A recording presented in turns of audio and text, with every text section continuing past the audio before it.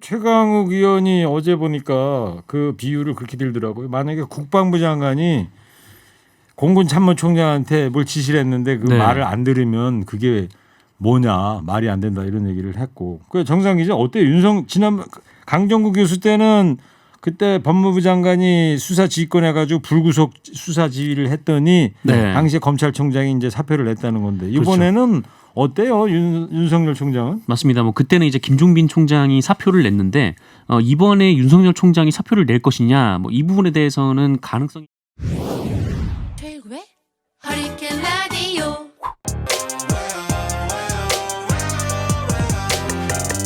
무거운 녀석들 가벼운 뉴스는 가라. 무게 있는 뉴스만 골라서 전해드립니다. 무거운 녀석들! 무게 있는 뉴스 전해줄 무거운 녀석 두 분 나왔습니다. 뚱커벨 인사이트 K 배종찬 소장 어서 오세요. 좋은 금요일입니다. 안녕하세요. 뚱블리 시사전문 정상 기자 나왔어요. 네, 안녕하십니까? 지금 유튜브로 지금 얼굴들을 보고 계시잖아요. 네. 뚱블리 표정이 심각해요. 무슨 일 있어요? 네, 그 뉴스를 좀 보고 있냐고요. 아 네. 그래서 심각하시구나. 네네. 어제 뚱커벨이 말이에요. 아니라 뚱블리군요. 네. 뭐 배 소장님 안부 묻는 문자는 하나도 안 오네요. 하나도 없네요. 네. 차단하시는 건 아니죠?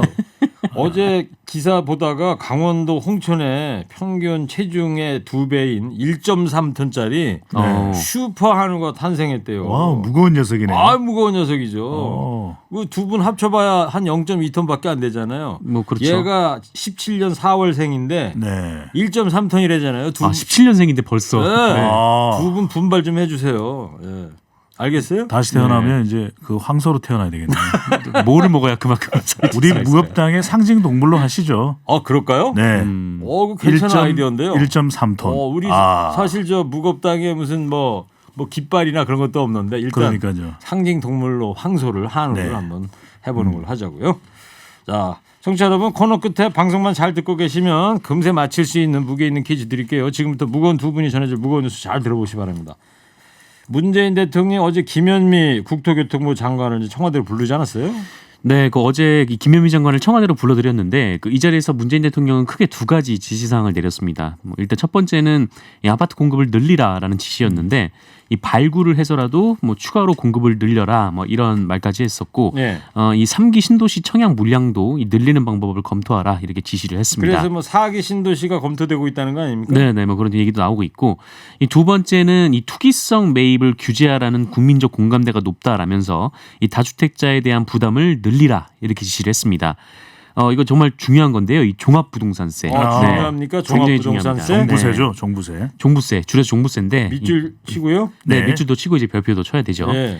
이 종부세를 늘리라는 지시인 건데요. 그 문재인 대통령은 이 김현미 장관을 만나기에 앞서서 이 청와대 참모들에게도 이 종부세법 개정안을 21대 국회 최우선 입법 과제로 추진하라 뭐 이렇게 지시를 했다고도 하고요. 근데 사실 이 종부세법 개정안이 지난해 12월 16일 대책을 반영한 내용으로 그 20대 국회에 제출이 됐었는데 그 20대 국회가 끝나면서 무산이 된 바가 있었거든요. 그래서 문재인 대통령은 이것을 이제 9월을 목표로 재입법을 추진을 하라라는 건데 이 대통령 지시가 나온 만큼 그 시기가 더 빨라질 가능성도 있습니다. 네. 6월 17일 날 이제 이 부동산 대책이 발표가 됐는데 근데 그 다음부터 막 전세값이 막 오르고 있어요. 그래가지고 시중에 김서방 찾기보다 전세방 찾기가 더 어렵다 이런 말이 나올 정도예요. 김서방 찾기보다는 전세방 찾기가 찾기가 힘들다.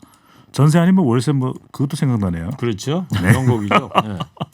그러니까 최고 수위의 규제 강화책이 이제 6.17 부동산 대책인데 그러다 보니까 어떤 이제 또 풍선효과처럼 다른 쪽에서 이제 문제가 이제 야기되는 것이거든요. 그 중에 하나가 십을 거래할 수가 없는 겁니다. 이제 규제가 워낙 강하기 때문에 사실 거래가 좀 활성화될 수 있는 것도 문재인 대통령은 김현미 장관에게 전달하지 않지만 이것도 사실은 좀 고려해 볼 필요가 있거든요. 네. 그래서 거래세를 인하한다든지 또 양도소득세도 조금 이제 일시적으로도 조정을 하면 많은 물량이 한꺼번에 나올 수 있기 때문에 짓지 않아도 공급 물량이 늘어날 수가 있는데 지금은 완전히 이제 기존 매물 자체가 사라져 버리다 보니까 규제 지역 내에서 매매 거래보다는 오히려 전세값이 상승하는 추세가 돼버린 거죠. 예. 그래서 많은 부동산 전문가들은 그렇게 이야기를 합니다. 보통 집값이 상승하게 되면 전세값도 상승을 하게 된다. 네. 그런 만큼 집값을 잡으면서 좀 많은 물량들이 좀 쏟아져 나올 수 있게 이렇게 하는 방안이 특별히 좀 강구될 필요가 있겠습니다. 네. 이 다주택자 청와대 참모들도 계속 지금 여론 도마에 오르고 있어요. 아, 네, 맞습니다. 특히 이제 청와대 참모들이 예전에 이미 그 다주택자들은 집을 팔고 하나만 유지하라 이런 지시를 노영민 비서실장이 내렸었는데 네. 이 노영민 비서실장도 현재 다주택자입니다. 뭐 주택이 2개인데요. 글쎄 말이에요. 이 청와대 참모 12명이 총 25채의 부동산을 보유하고 있는데 이 황덕순 일자리 수석이 뭐 수도권은 아니지만 3채를 보유를 하고 있고 이 김조원 민정수석 그리고 강민석 대변인은 이 서울에만 2채가 있는 상황입니다.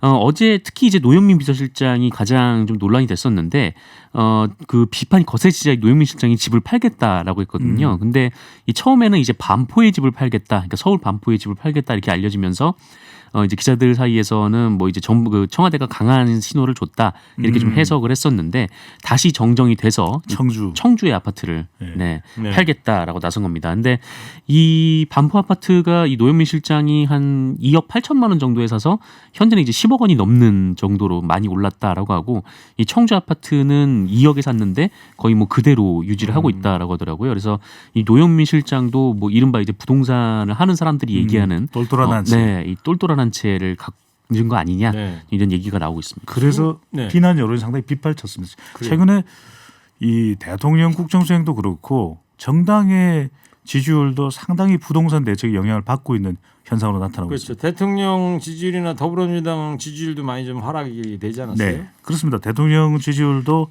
뭐 총선 직후만 하더라도 60%대에 이제 고공행진을 했었었는데 지금 대통령 지지율이 이제 40%대로 내려와 있고 부정과도 큰 차이가 없습니다. 그런데 30대는 전통적으로 문재인 대통령의 핵심 지지층이거든요. 예. 물론 지금은 가장 이 끈끈하게 또 견고하게 지지하고 있는 것은 이제 40대인데 그래도 30대도 핵심 지지층의 연령대였는데 이 부동산 영끌 예, 영혼을 끌어모아서 끌어다가 대출받는다는 예, 거? 마용성, 마포, 용산, 성동에다가 투자를 했던 이 30대 상당히 많았다고 그래요. 그런데 이런 담보대출이 이제 더 이상 길이 막히고 파는 것도 문제가 되다 보니까 이 30대의 지지율이 수도권 중심으로 내려간 것 아니냐 이런 분석도 나왔습니다. 네.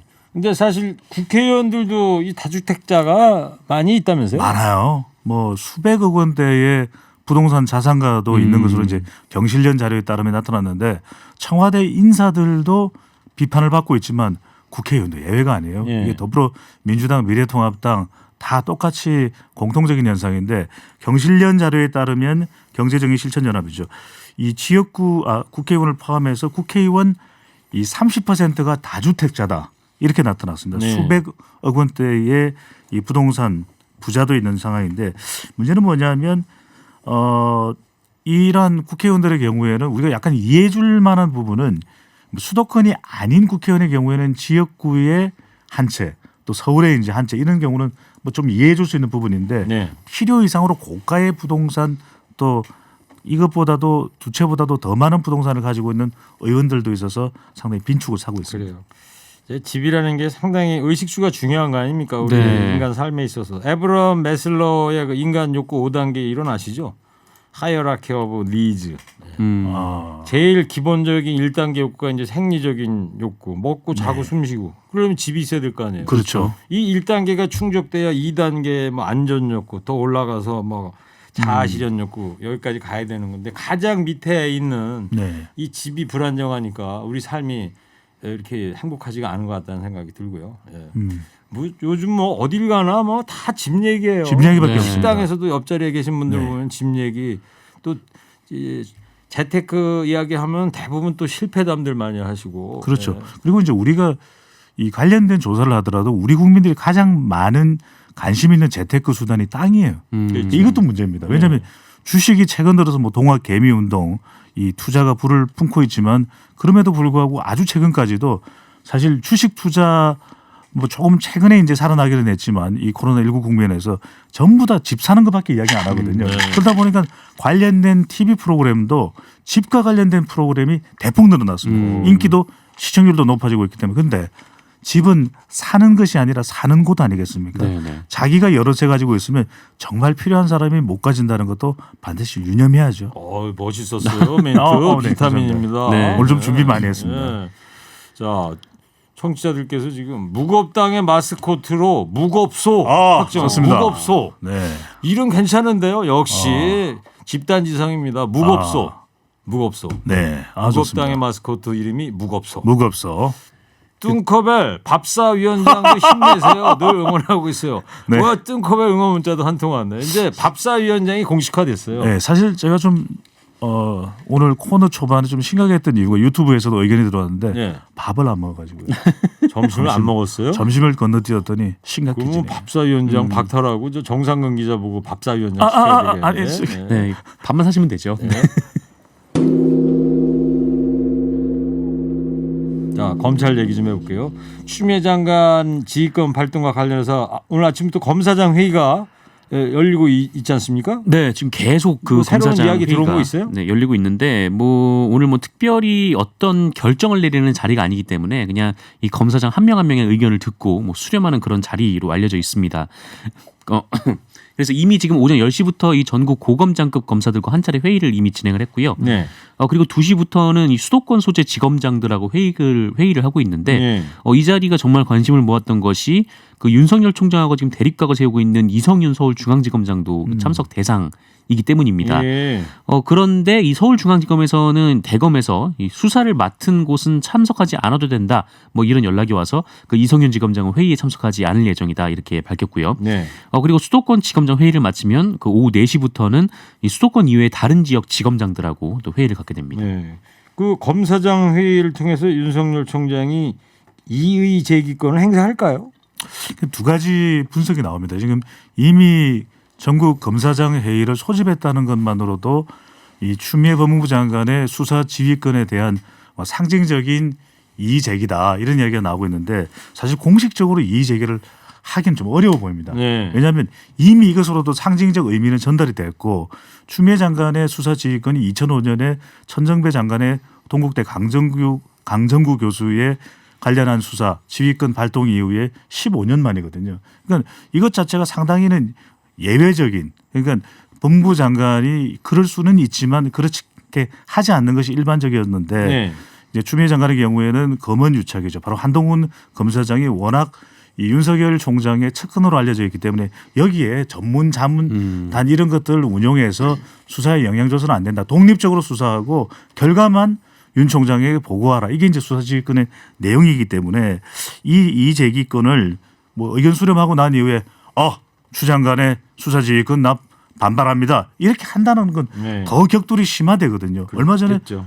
문재인 대통령도 이야기하지 않았습니까? 반부패 위원회에서 이 두 사람을 보고서 협력하라 검찰 개혁에 이렇게 얘기하는데 하는 게 만약에 추가 충돌이 있을 경우에는 국민 여론도 악화되기 때문에 공식적이고 표면적인 이의 제기권을 윤 총장이 행사하기는 어려워 보입니다. 그 최강욱 의원이 어제 보니까 그 비유를 그렇게 들더라고요. 만약에 국방부 장관이 공군 참모총장한테 뭘 지시를 했는데 그 네. 말을 안 들으면 그게 뭐냐 말이 안 된다 이런 얘기를 했고. 그 정상 기자 어때요? 지난 강정구 교수 때는 그때 법무부 장관이 수사 지휘권 해가지고 불구속 수사 지휘를 했더니 네. 당시에 검찰총장이 이제 사표를 냈다는 건데 이번에는 어때요? 윤석열 총장은? 맞습니다. 뭐 그때는 이제 김종빈 총장이 사표를 냈는데 이번에 윤석열 총장이 사표를 낼 것이냐 뭐 이 부분에 대해서는 가능성이 낮다라는 관측이 많습니다.